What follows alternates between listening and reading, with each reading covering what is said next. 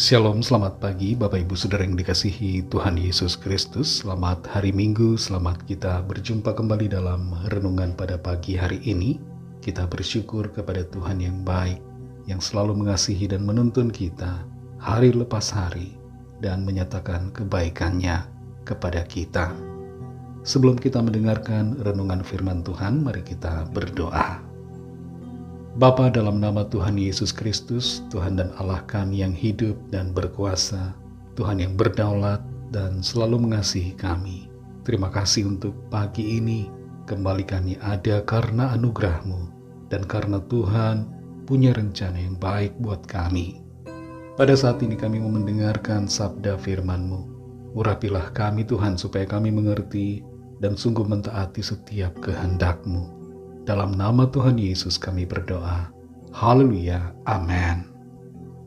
Saudara yang dikasihi Tuhan, ayat firman Tuhan saat ini terdapat dalam 1 Korintus 3 ayat yang ke-6. Tertulis demikian. Aku menanam, Apolos menyiram, tetapi Allah yang memberi pertumbuhan. Saudara yang dikasihi Tuhan, untuk mengubah hidup kita perlu mengubah fokus kita. Fokus yang tepat akan membuat kita mencapai hasil yang terbaik. Fokus yang benar akan membuat kita menjadi maksimal.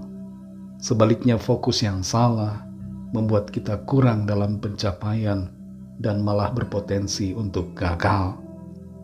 Setiap orang punya tugasnya masing-masing, dan kita harus berfokus kepada tugas itu.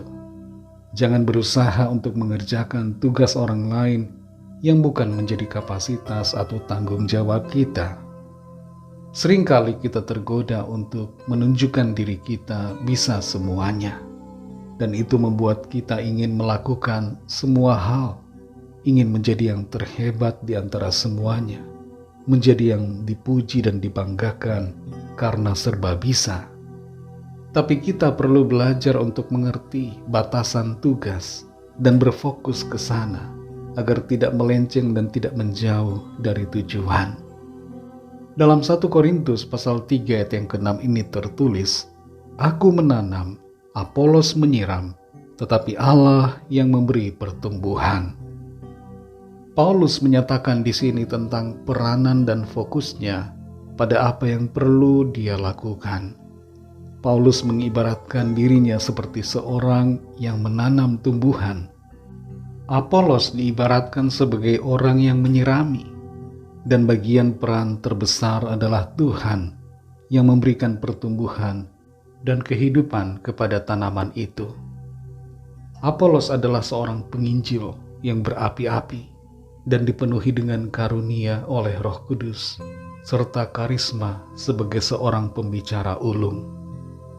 Ia sangat disegani dan dihormati, dan disukai banyak orang. Terhadap Apolos, Paulus tidak merasa iri hati. Ia malah mendukung Apolos dan menyatakan di sini bahwa Apolos punya peranan khusus, sedangkan Paulus juga punya peranan yang berbeda. Di ayat ini Paulus menyatakan hal ini karena adanya perselisihan dan penggolong-golongan. Ada orang yang lebih menyukai Paulus, ada yang lebih menyukai Apolos, dan ada lagi yang lain yang menyukai pemimpin dan tokoh yang lain, sehingga mereka menggolongkan diri kepada masing-masing orang yang mereka kultuskan.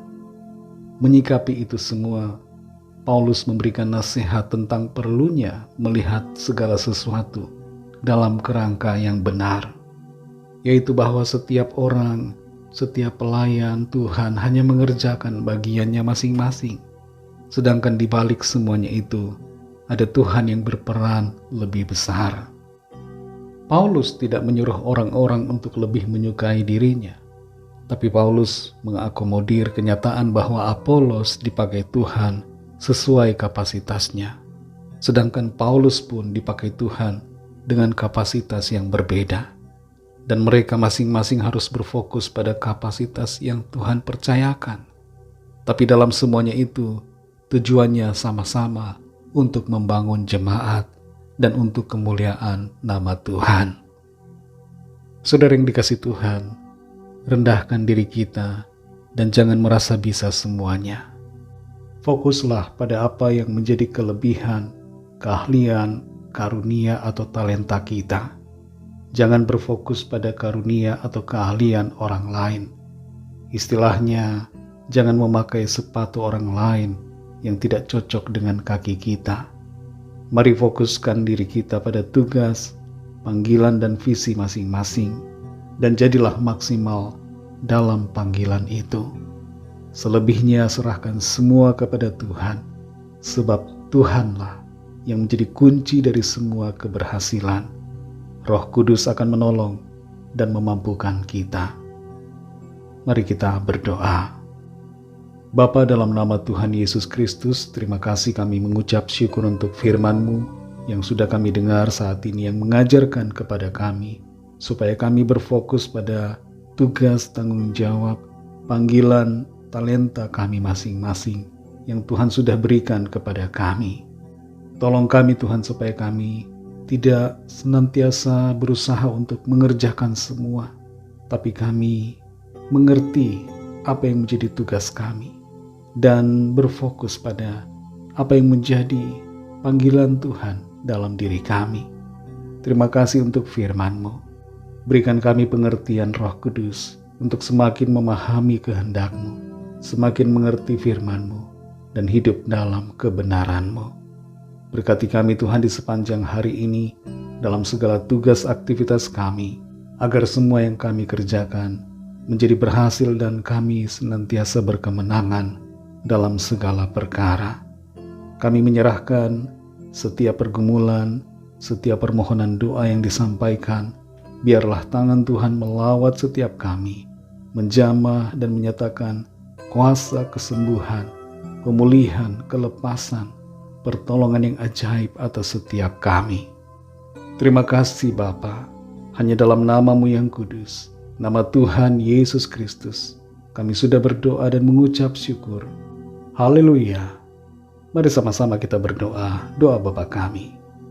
Bapa kami yang di sorga, dikuduskanlah nama-Mu, datanglah kerajaan-Mu, jadilah kehendak-Mu di bumi seperti di sorga. Berikanlah kami pada hari ini makanan kami yang secukupnya, dan ampunilah kami akan kesalahan kami, seperti kami juga mengampuni orang yang bersalah kepada kami.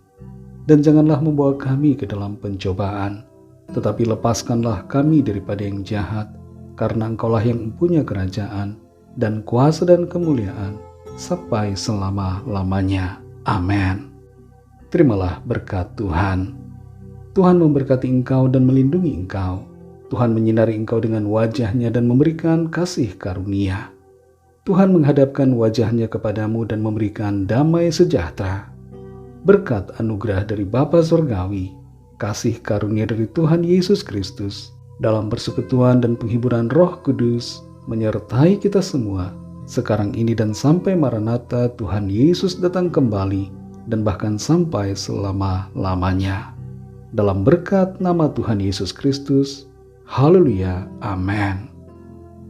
Puji Tuhan, saudara yang dikasihi Tuhan, saya percaya firman Tuhan menjadi berkat dan kekuatan buat saudara semua, dan Roh Kudus akan menolong saudara untuk lebih lagi memahami kebenaran firman Tuhan. Tuhan Yesus memberkati saudara semua. Sampai jumpa dalam renungan yang berikutnya. Haleluya.